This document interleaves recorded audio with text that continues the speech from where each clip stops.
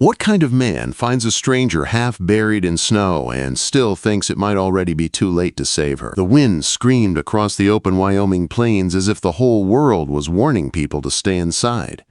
Snow blew sideways in hard waves that stung the skin and blinded the eyes. It was the kind of blizzard that made ranchers pray their roofs would hold through the night. Miles Carter stood on the porch of his wide ranch house, hands tight on the railing, trying to see through the storm.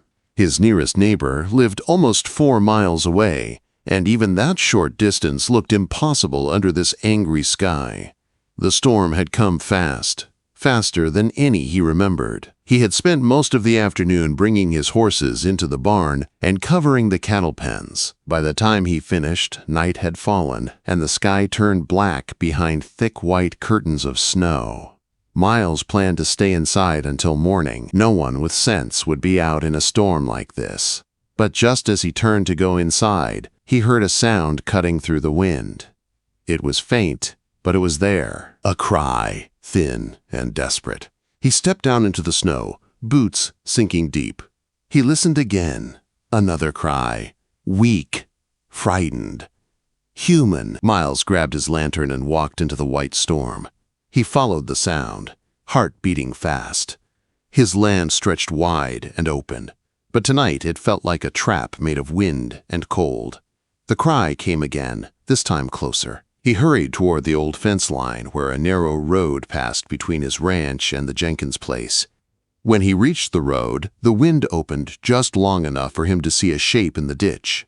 A figure curled in the snow, arms wrapped around something small like a bag. Miles jumped down without thinking. The lantern's glow fell over a woman's face, pale, shaking, lips blue from the cold.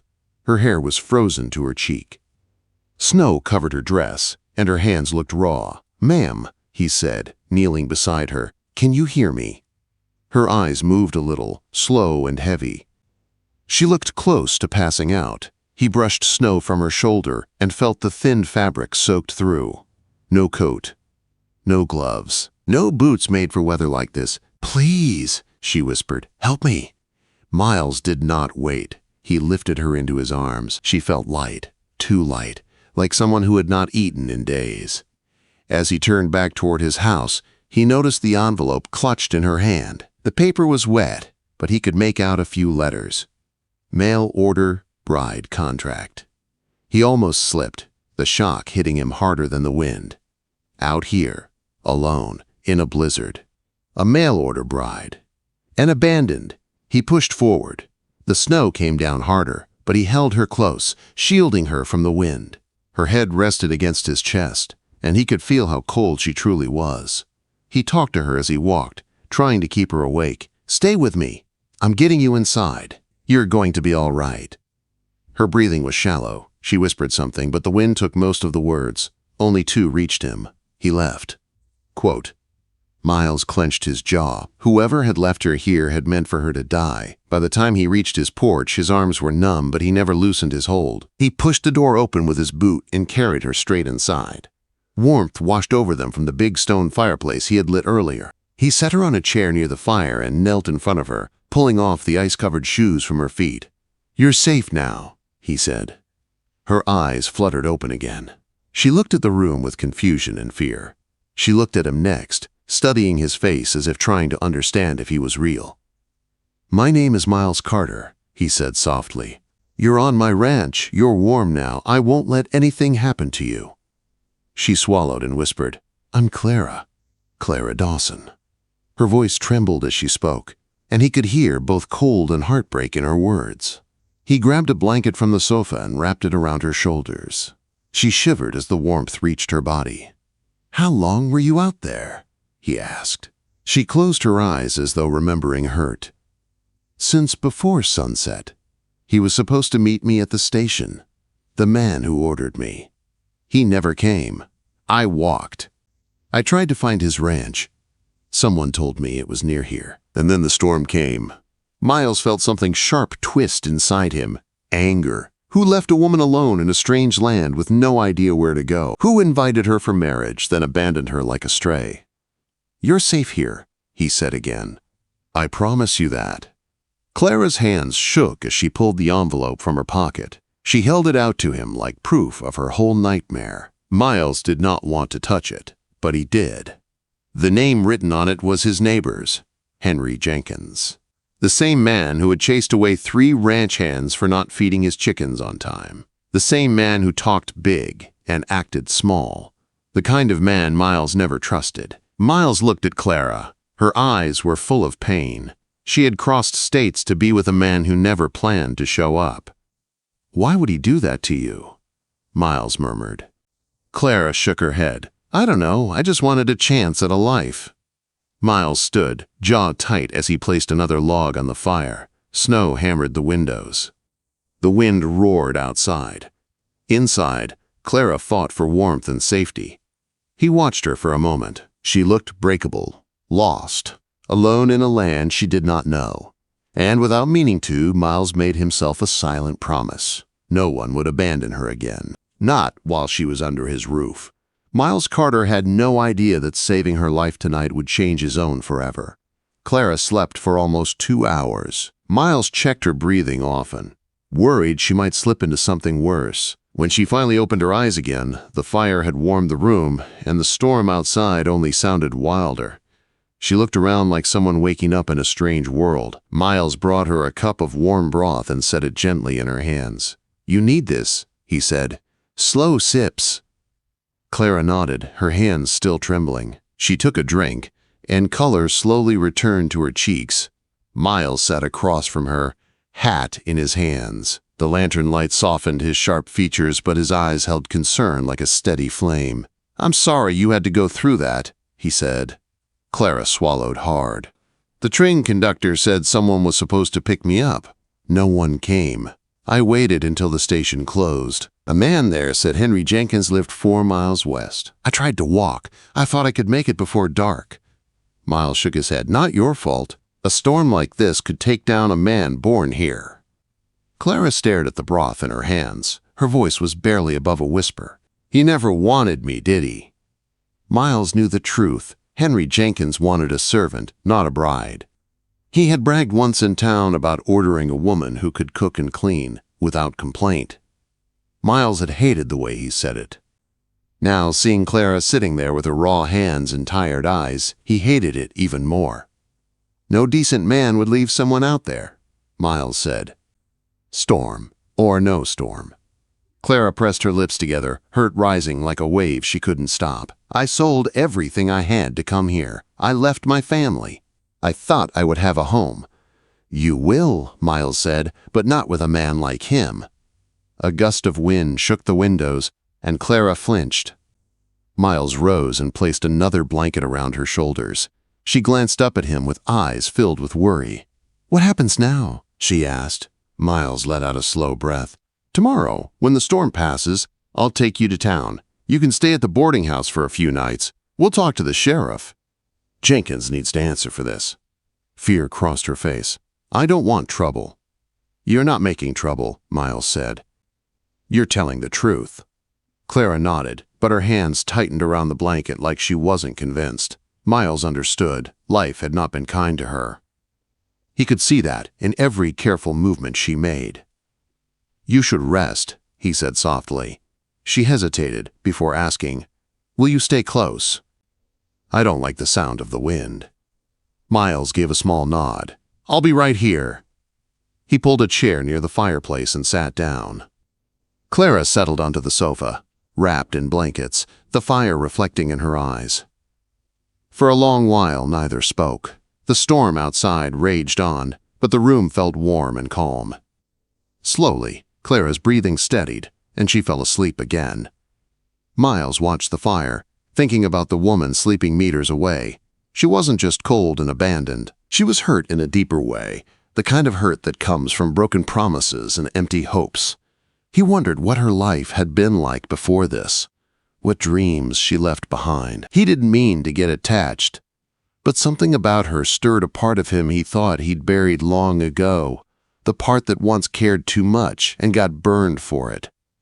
Near midnight, he heard her breathing hitch. A soft whimper escaped her. She clutched the blanket as if something chased her in her dreams. Miles stood and moved closer. Clara, he whispered. You're safe. It's just a dream. Her eyes shot open, full of fear. It took a moment for her to see him and remember where she was. She breathed out slowly, her chest rising and falling with shaky relief. I'm sorry, she said. I didn't mean to wake you. You didn't wake me, Miles said. Storm's too loud for sleeping anyway. She gave a small, tired smile. It was the first he had seen from her, and it surprised him how much it warmed something inside him. Thank you, she whispered, for saving me, for staying close. Miles nodded. Anyone would have done the same. But they both knew that wasn't true. Clara looked down at her hands. I don't know what I'm supposed to do now. I don't want to go back east. There's nothing for me there. But I don't want to be a burden either. You're not a burden, Miles said. And you won't be alone. Clara looked up, startled by the certainty in his voice. Miles continued. I know people in this town. Good people. Honest. If you want work, you'll find it. If you want a fresh start, you'll get it. You're stronger than you think. Clara blinked, her eyes turning shiny with unshed tears. You barely know me. Maybe, Miles said, but I can see you're someone who gets back up, even when she shouldn't have to. That tells me enough. The wind hit the side of the house again, but Clara didn't flinch this time. She looked at Miles with a different kind of expression.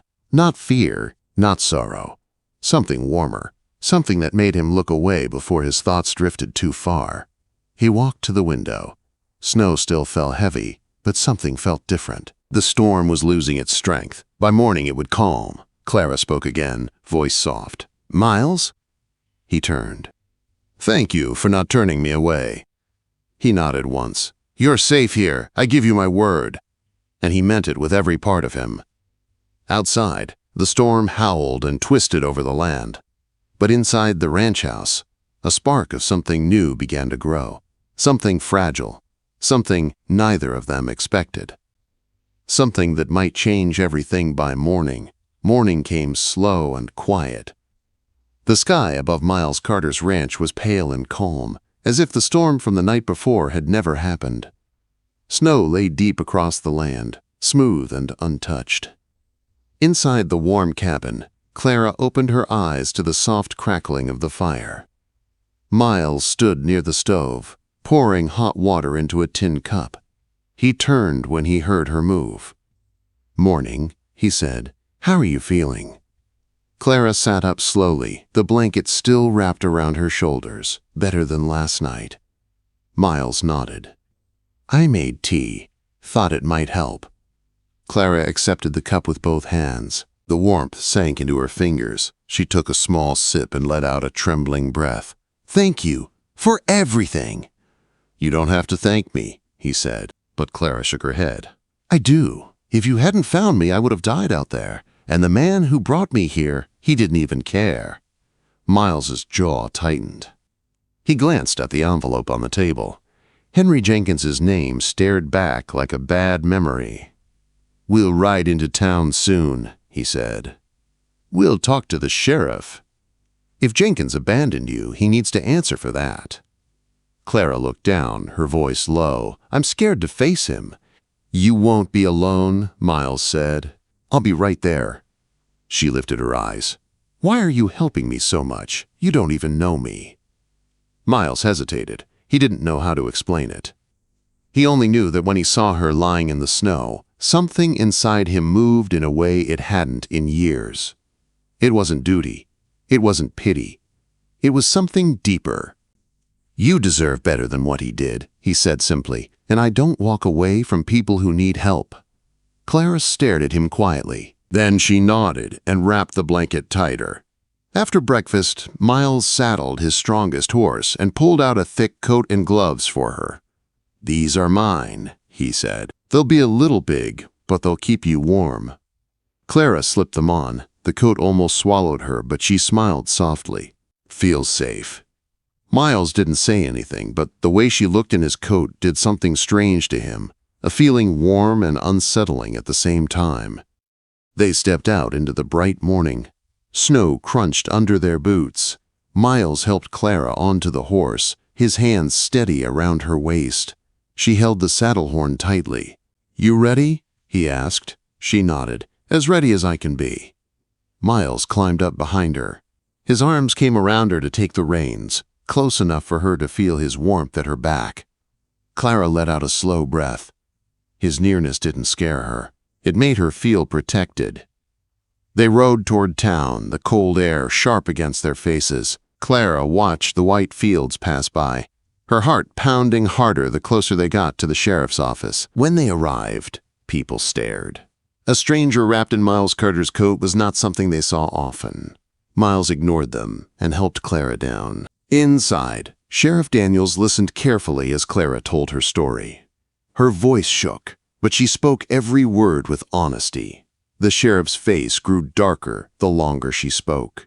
"You were lucky he found you," he said. "This could have ended much worse."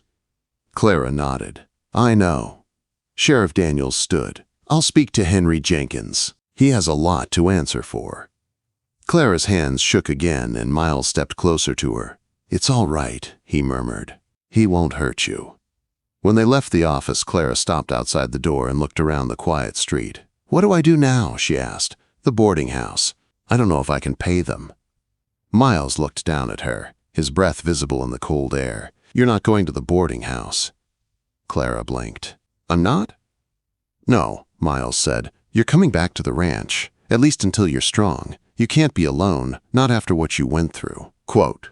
Her eyes softened, filling with something warm. "Are you sure?" Quote. Miles nodded once. "I want you safe." Clara looked at him for a long moment. Snow fell lightly between them, and her voice came out as a whisper. "No one has ever cared like that." Miles felt something shift inside him, a feeling he hadn't allowed in years. He reached out slowly and brushed a strand of her hair behind her ear. "You're not alone anymore," he said. They rode back to the ranch together. The sun dipped low behind the hills, casting a soft gold over the snow. Clara leaned slightly into him during the ride, safe and warm, her fear fading with every step of the horse. When they reached the porch, she turned toward him. "Miles, thank you for saving my life." Miles looked at her, quiet for a moment. Then he said softly, "Clara, saving you wasn't the hard part. The harder part is trying to explain why I can't stop thinking about you." Clara's breath caught. Her cheeks warmed despite the cold. "I feel the same," she whispered. The storm was gone. The world was still and bright. And on that quiet evening, something new started between them, something gentle and real.